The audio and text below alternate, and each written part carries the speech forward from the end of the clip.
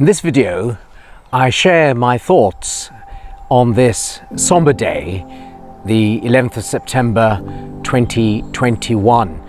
And as we think about those who fell at that time and on that day and the terrible situations that have arisen since then, we have to think about the fact that war and terrorism and the ills that plague humanity continue. In 1994, in the space of 3 months, 800,000 Tutsis were murdered in Rwanda by Hutus.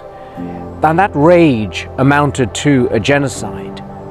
Put it in context, it certainly was a Holocaust at 3 times the speed that Hitler had committed his atrocities.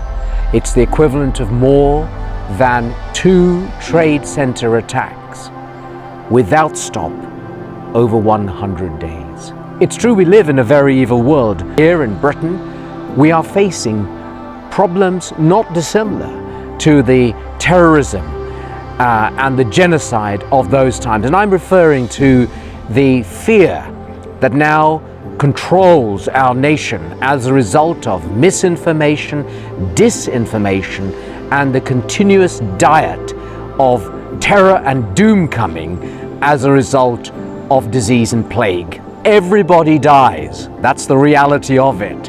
And we may want to prolong life, and that's good, to make the very best of our lives. But to hold people in fear in the manner that has been, and now to insist on seeking to plunge into the bodies of children unknown substances with highly questionable results, while refusing to give people the opportunity to treat and be treated for these diseases, is criminal on the part of government and so-called health professionals and scientists.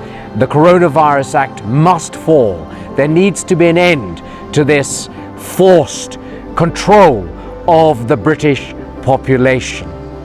And so as we think about the terror that was unleashed on September the 11th, 2001, and stand in awe and with great respect for those who have fallen and for their families, let us determine here in Britain to stand against the terror that is being unleashed upon us by the media, the government, and so-called medics and scientists, necromancers really, people perpetuating these myths without proper science, without any reflection of the data.